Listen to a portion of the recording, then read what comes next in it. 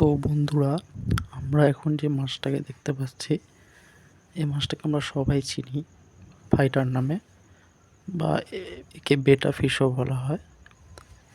তো এই মাছটাকে আমরা সবাই দেখেছি, জানি, কিন্তু সচরাচর এই মাছটাকে আমরা অ্যাকুরিয়ামে, মানে সব মাছের সঙ্গে আমরা দেখতে পাই না।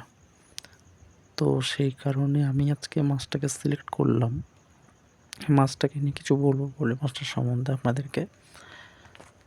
এই মাছটাকে কিন্তু নো মেনটেন্যান্স ফিশ বলা হয়, কারণ এই মাছটাকে রাখতে গেলে অ্যাকুরিয়ামে খুব বেশি কষ্ট, মানে খুব বেশি মেনটেনেন্স করার দরকার হয় না। অন্য অন্য মাছগুলো রাখতে গেলে যেমন আমাদের খুব মেনটেনেন্সের দরকার হয়, এদেরকে রাখতে গেলে কিন্তু সেরকম মেনটেনেন্সের দরকার হয় না। তো এবার বিষয় হলো, এদেরকে আমরা অ্যাকুরিয়ামের ভিতর সব মাছদের সাথে রাখতে পারি না কেন? একে বলা হয় ফাইটার ফিশ, আগে বলা হতো, এখন সবাই বেটা বলেই চেনে। তো এরা অন্য অন্য মাছদেরকে পাখনা ছিঁড়ে দেয়, ফাইট করে, মেরে দেয়, এবং এরা কিন্তু একাই থাকে। এদের এগুলো বৈশিষ্ট্য।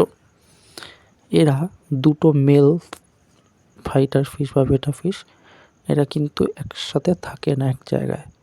দুজনের প্রতি মারামারি করে এবং যে কোনো একজন বেঁচে থাকবে, এরকম একটা ব্যাপার। মেল ফিমেল রাখা যায় ব্রিডিংয়ের কারণে।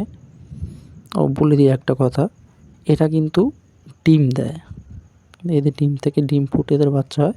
এরা কিন্তু ডিরেক্ট বাচ্চা দেয় না।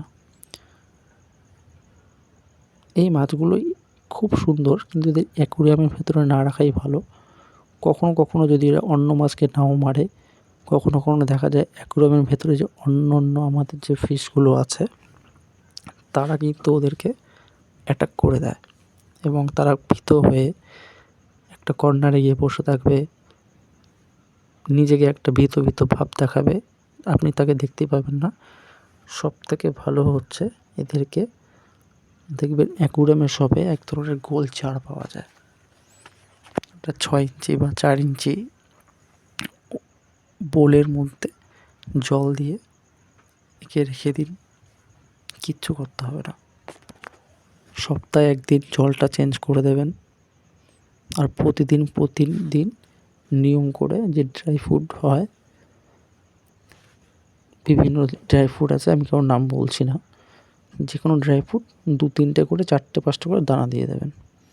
বেশি দেবেন না, মাছ 2 দিন না খেলে কোনো ক্ষতি হবে না, কিন্তু একদিন যদি মাছ বেশি খেয়ে ফেলায়, মাছের কিন্তু হজম করতে অসুবিধা হয়।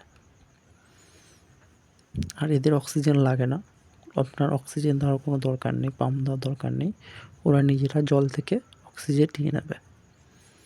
তো আমরা রাখতেই পারি। তো ফাইটারকে আমার মতে অ্যাকুরিয়ামের ভেতরে ট্যাঙ্কে অন্য অন্য ফিশদের সাথে না রাখাই ভালো, এদেরকে একা রাখাই ভালো। অনেক দোকানদার বলে, হ্যাঁ সব মাছের সঙ্গে থাকে, দুটো ফাইটার একসাথে থাকে না। হ্যাঁ, এটা ঠিক কথা, কিন্তু ব্যতিক্রমভাবে দেখা যায় এরা অ্যাকুরিয়ামের ভেতরেও ঠিকঠাক থাকতে পারে না। নয় ও গিয়ে অন্য মাছদের মারবে, বা ও মার খাবে, সেই কারণে ওদেরকে একা রাখাই ভালো।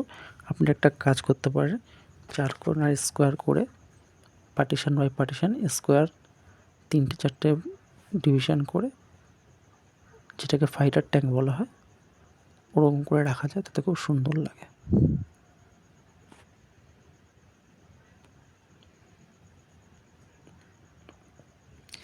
এগুলো বিভিন্ন রেঞ্জের হয়, কম দামি থেকে শুরু করে অনেক দাম, ইম্পোর্টেডও হয়, কিন্তু বেশিরভাগ ক্ষেত্রে দেখা যায় এগুলো কিনতে গিয়ে কাস্টমার কিন্তু প্রচণ্ড পরিমাণে কনফিউজে পড়ে যায়।